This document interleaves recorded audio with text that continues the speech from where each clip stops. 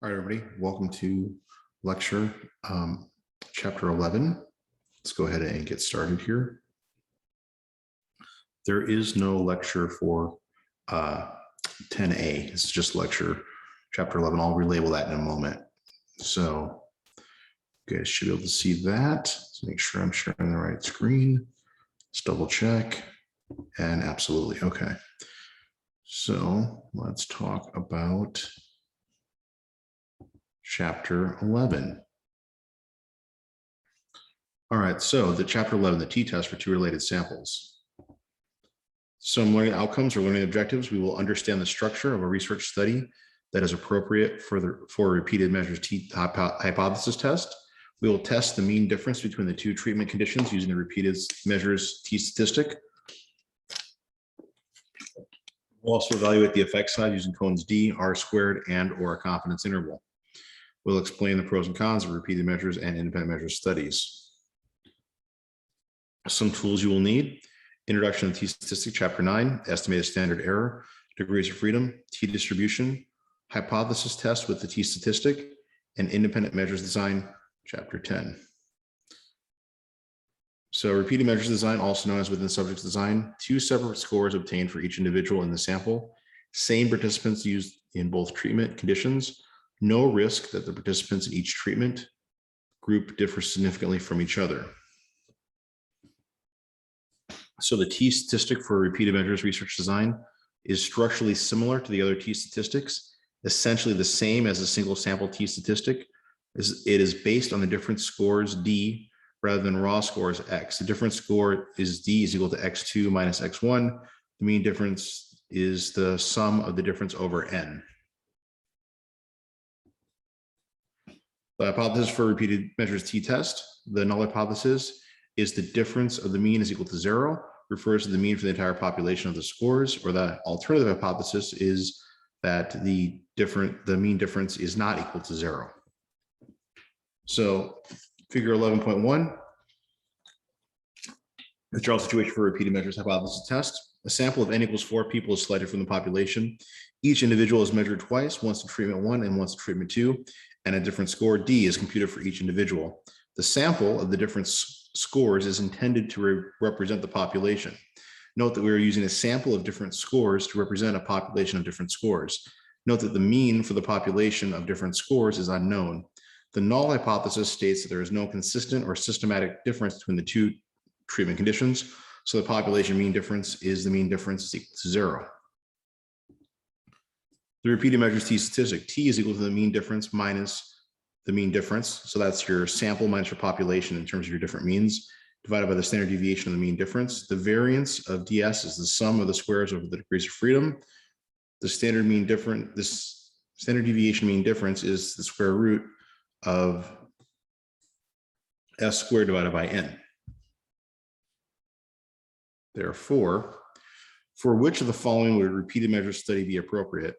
Testing a group of twins for IQ, comparing boys and girls' strength at age 3, evaluating the difference in self-esteem between athletes and non-athletes, or testing students' knowledge in September and December.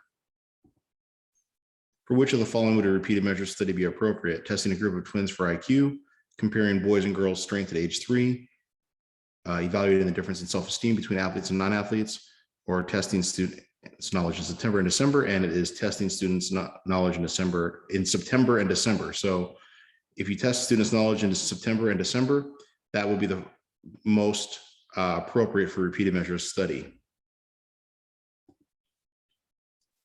So learning check, decide if each of the following statements is true or false. True or false. A repeated measure study requires 20 participants to obtain 20 scores in each of the conditions being compared. True or false. As the variance of the difference scores increases, the magnitude of the t-statistic decreases. True, each subject is tested in all treatment conditions, so only 20 subjects are required. True, increasing the variance increases the denominator and increases the t-statistic. Hypothesis test for repeated measures for the repeated measures design. The numerator of the t-statistic measures actual difference between the data, mean difference, and the hypothesis, mean difference. The denominator measures the standard difference that is expected if the null hypothesis is true. Same four-step process as other hypothesis tests.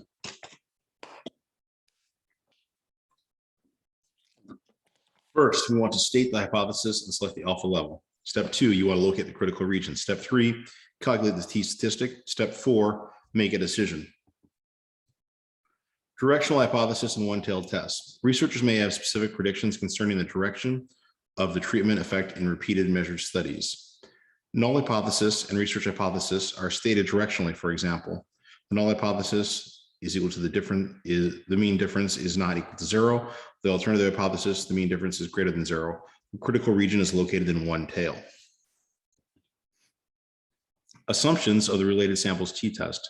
The observations within each treatment condition must be independent. The population distribution of different scores, d values, must be normal. This assumption is not typically a serious concern unless the sample size is small. With relatively large samples, n being greater than 30, this assumption can be ignored. Effect size, confidence intervals, and the role of sample size and sample variance for the repeated measures t. Most commonly used measures of effect size are Cohen's d and the percentage of the variance accounted for. Estimated Cohen's d is equal to the mean difference divided by the standard deviation. R squared is equal to t squared divided by t squared plus the degrees of freedom. The confidence interval is 1 minus your alpha level, which is your mean difference for the population is equal to the mean difference for the sample plus or minus the t alpha level times the standard deviation mean difference. Reporting the results of a repeated measures t-test. Actually, that was the sample mean difference, not standard deviation. I said that incorrect. Report the means and standard deviation in a statement or table. Report a concise version of test results. Report t values with degrees of freedom. Report the significance level. Report effect size. For example, T9 is equal to 2.43. P is less than 0.5 and R squared is equal to 0.697. The sample of the difference scores from example 11.2, the sample mean difference is 4 and the standard deviation is 4. The difference scores are consistently positive so that the sample mean is displaced away from the mean difference being equal to 0 by a distance equal to 1 standard deviation. Sample variance and sample size in the repeated measures t-test.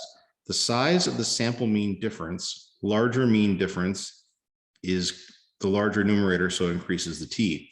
The sample size, larger sample size, is a smaller standard error denominator, so a larger t. The larger sample variance, larger standard error denominator, so a smaller t. Variability is a measure of consistency for the treatment effect. When treatment has a consistent effect, the difference in scores cluster together, variability is small. When treatment effect is inconsistent, the difference in scores is more scattered, variability is large. The treatment effect may be significant when variability is small, but not significant when variability is large. Figure 11.3, a sample of the difference of scores with a mean difference of 4 and a standard deviation of 8. The difference scores do not show a consistent increase or decrease. This is because there is no consistent treatment effect. The null hypothesis population mean difference is 0 is not rejected. Compare and repeated and independent measures designs. Advantages of repeated measures design: requires fewer subjects. You're able to study changes over time. That reduces or eliminates problems caused by individual differences.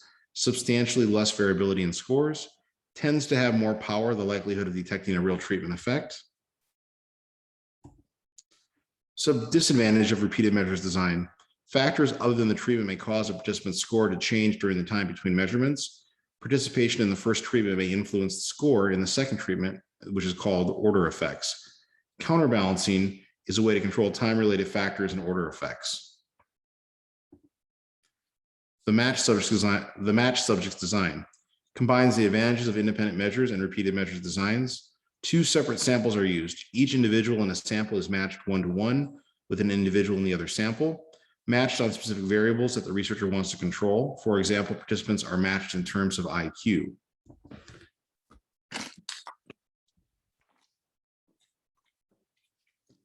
The matched subjects design, 2 of 2. Participants are not identical to their match. This ensures that samples are equivalent with respect to some specific variables. This uses a different number of subjects. Matched subjects design has twice as many subjects as a repeated measures design. Learning check. Assuming that the sample mean difference remains the same, Which of the following sets of data is most likely to produce a significant t statistic? Is it it's n equals 30 and the sum of the squares is equal to 10? Decide if each of the following statements is true or false. True or false. Compared to independent measures designs, repeated measures designs reduce the variance by removing individual differences. True or false. The repeated measures t statistic can be used with either repeated measures or a matched subjects design.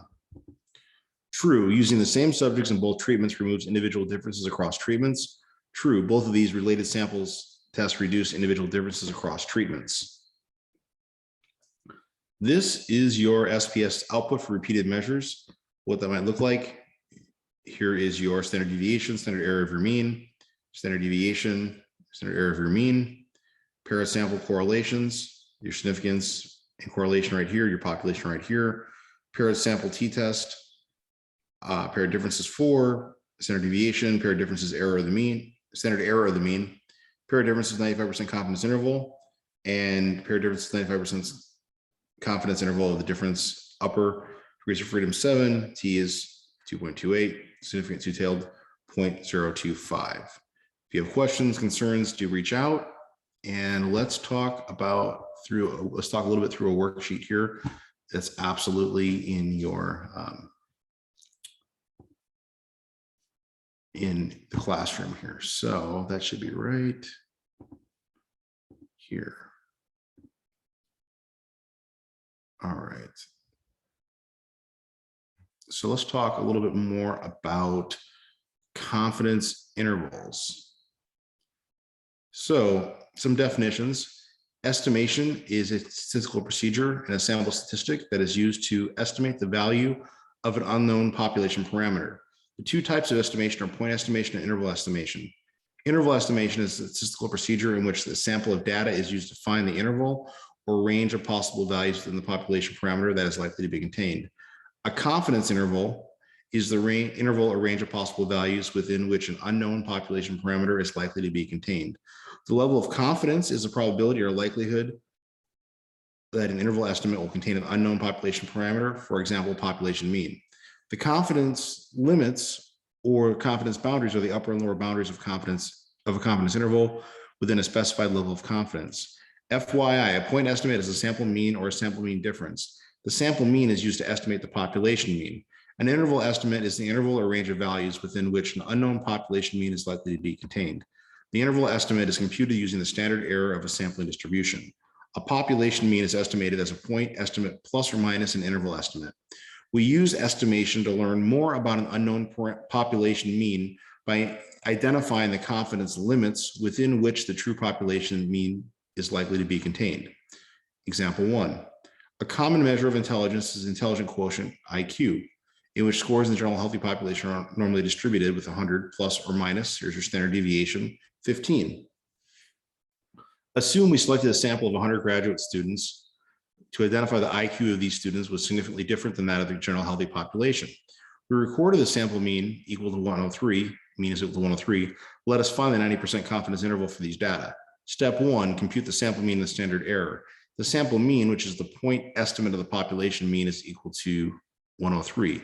The standard error is the population's standard deviation divided by the square root of the sample size. Step 2, choose the level of confidence and find the critical values at that level of confidence. In this example, we want to find the 90% confidence interval, so we chose a 90% level of confidence.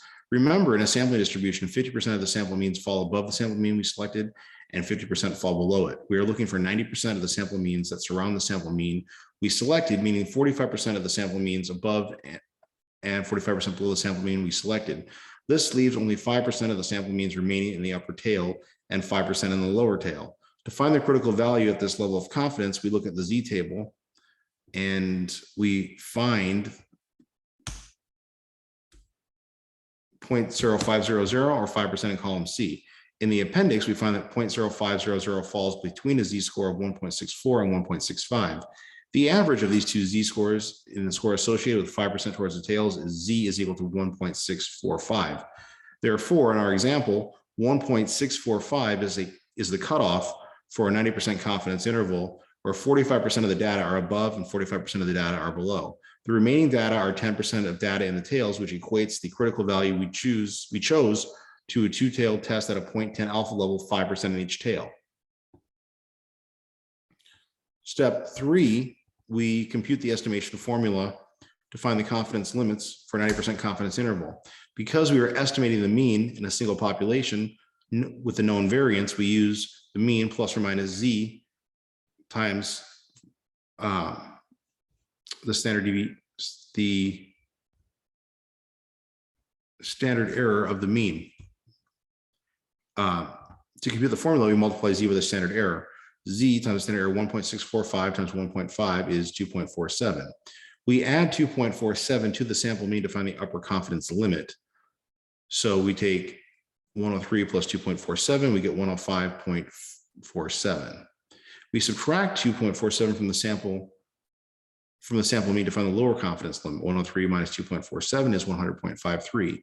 Therefore, we can estimate with a 90% confidence interval level that the mean IQ score in this population of graduate students is between 100.53 and 105.47.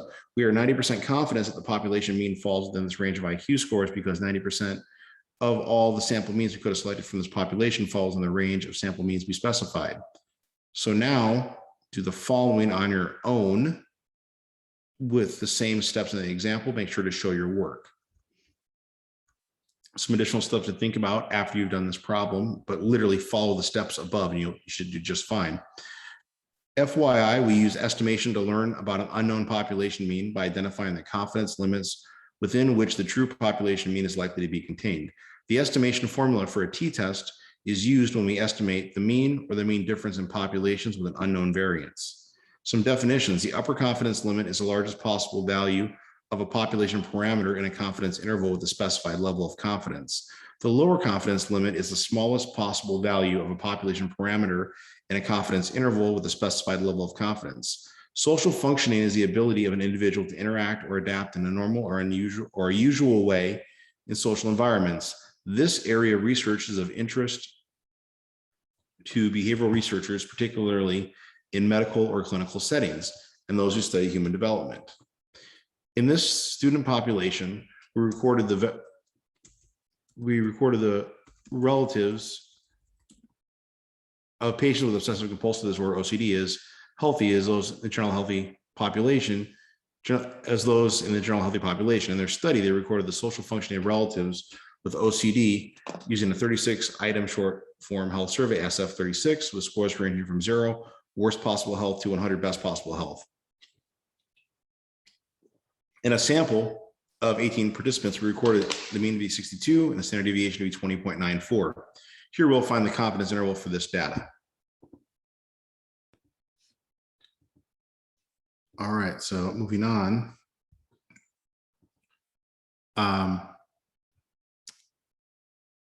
Step 1, we compute the sample mean and estimated standard deviation divided by the square root of the sample size.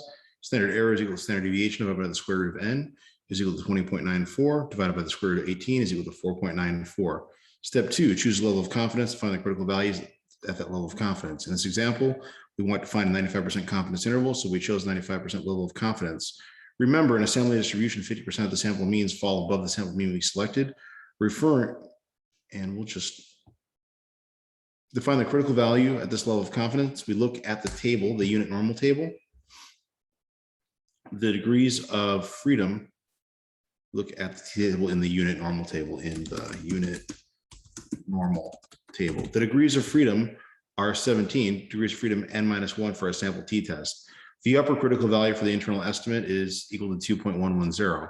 Compute the estimation formula to find the confidence limits for a 95% confidence interval, mean plus or minus t times the standard error. Because we're estimating the mean in a single population with an unknown variance, we use the estimation formula. To compute the formula, multiply t by the estimated standard error.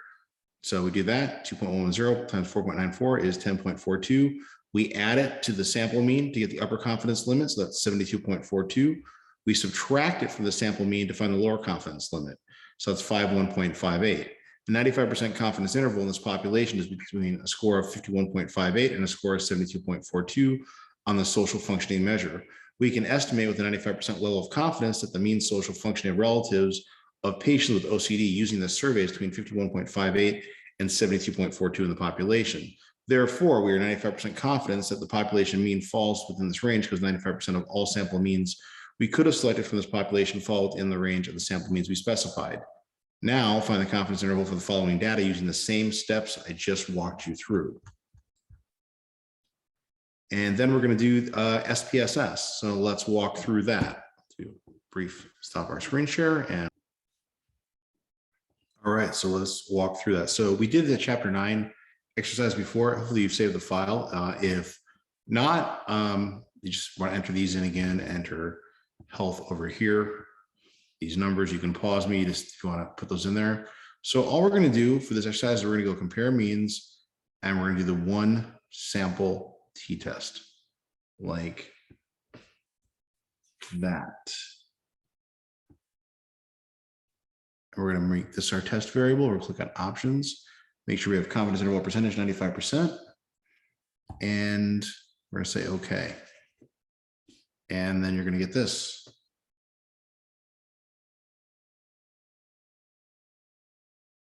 Yep.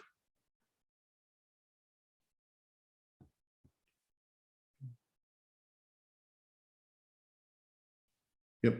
And this is, as you can see, it gave us the upper and lower confidence levels that we just talked about, give us our standard deviation and our mean and our standard error of the mean. And that's literally it for that. And then the next thing that and you can save these, you can just save this as a SPV file and an SAV file, like I mentioned before, just file. In fact, let's just do that just for drill. File save.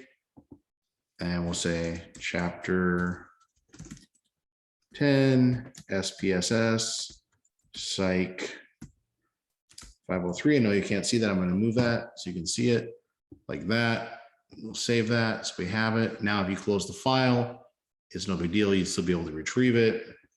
And then the same thing goes with this output file, which is that right there. You're going to want to go file, save as, and let's go chapter 10, psych 503. Maybe let's put first exercise like that. So just something so you can find it. I'm going to close this file. And then the next thing we're going to do is this right here. And that is like this.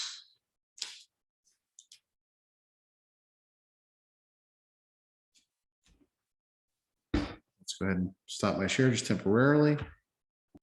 All right, for our next exercise, we need to enter the data here. So we're going to have our present and absent. This was originally talked about previously about students that were able to read better or worse with the presence of the teacher. And our original data would look something like this. I believe you guys can see that. Maybe you can make sure we're doing a screen share. Desktop 2. Okay, you should be able to see that now. I just put present here, absent here, decimal 0.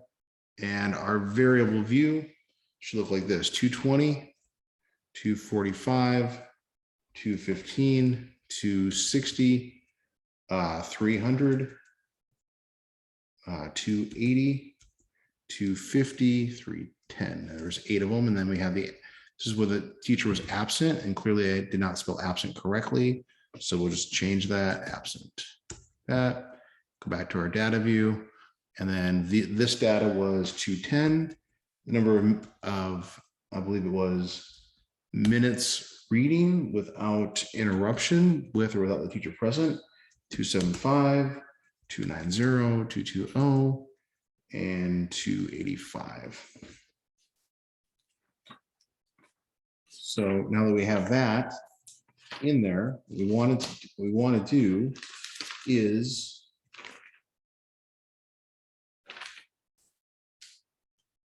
we have that. We want to see what the 95% confidence interval is for the paired samples t-test. So analyze, compare means. We're going to go to paired sample t-test like that. And we'll do pair 1 present, pair 2 absent. We'll say options, make sure we get 95% confidence interval, say okay. And then we have our paired sample statistics.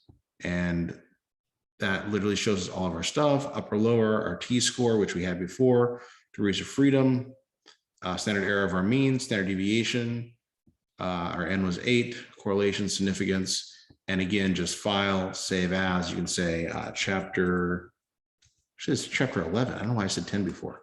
You can change this to chapter 10, chapter 11, that's fine, SPSS, exercise 2, exercise 2, and then you can save this as a data file, save as, and we're going to say chapter 11, SPSS, exercise 2. Literally like that, save. Okay, now we got both those. So our last thing that we want to do is we just want to talk about a couple principles. We just did this and this. So just upload those files. That's easy. I'll be able to read those. My light should not be going off here, but apparently it is. All right. Okay, maybe not. Let's get some more light here.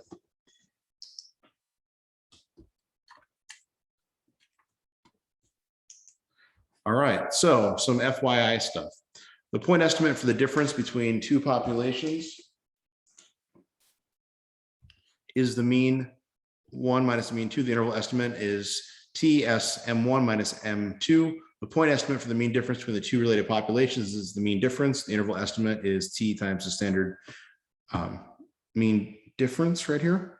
The more certain an estimate is, the less precise it is. And that takes us to the end of this lecture. Hope you enjoyed learning a little bit more about stats. Hope you learned something, and I will see you in the next lecture. And that is all of chapter 11. If you want to meet 101, just let me know, and I will see you asynchronously.